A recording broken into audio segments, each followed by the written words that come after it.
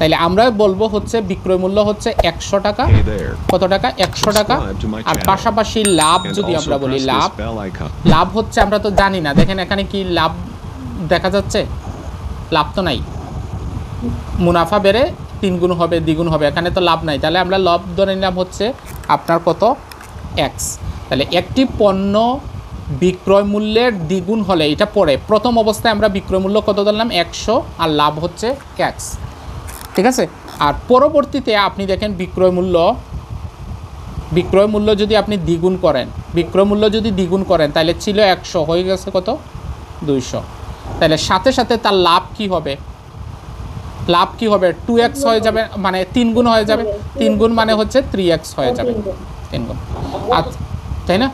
ওকে। এখন আপনারা আমাকে বলেন, যদি বিক্রয় মূল্য 100 টাকা হয়, আপনি যদি ওই জিনিসটা 200 টাকা বিক্রি করেন, তাহলে এখানে আপনি লাভ করছেন কত? 100 টাকা। শুধু এতটুকুর ভিতরে আপনি লাভ করছেন কত? 100 না? 100 টাকা। আর তাহলে একইভাবে আপনার মুনাফা বৃদ্ধি কত হয়েছে? এখান থেকে এতটুকুর মধ্যে 2x না?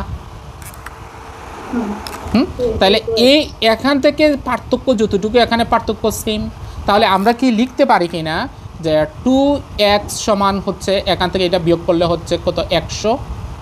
তাইলে আমরা এই জায়গা থেকে লিখতে পারি হচ্ছে x সমান হচ্ছে 100 ডিভাইডেড বাই 2। তাহলে এখানে হচ্ছে x সমান হচ্ছে কত? 50। x সমান হচ্ছে 50। তাহলে 50 কি বলেন তো? কে বলতে পারবেন? এই 50-এর নাম হচ্ছে 50 টাকা লাভ। 50 টাকা লাভ। তাহলে আমাকে একটা জিনিস বলেন তো, যে 50 টাকা যদি লাভ হয় 100 টাকা বিক্রি করলে, তাহলে ওইখানে ক্রয় মূল্য কত হওয়া উচিত? 100 থেকে 50 বিয়োগ হবে। তাহলে 50 টাকা। 50 টাকা। আচ্ছা, এখন আপনাকে কি বলছে? আমরা ক্রয় মূল্যও পেয়ে গেলাম, লাভও পেয়ে গেলাম। এখন আমাদের লাভের হার বের করা আমাদের কোনো ব্যাপারই না। তাহলে এখন কত টাকায় কত টাকা লাভ? 50 টাকায়, তাই না? 50 টাকা। তাহলে এখানে 50 টাকা ক্রয় মূল্য, 50-এ লাভ 50। তাহলে 100-তে কত লাভ? তাহলে এটা যদি আমরা কাটি, তাহলে 100%ই লাভ, 100%। তাহলে উত্তর হবে কত? 100% বা 100। কথা কি বুঝতে পারলাম আমরা? বলেন তো একটু।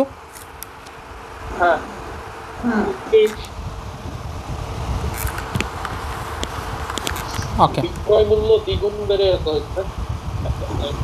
দেখেন কোনো প্রশ্ন থাকলে করতে পারে, যদি আপনাদের মনে স্বাদ না লাগে। ঠিক আছে, ওকে।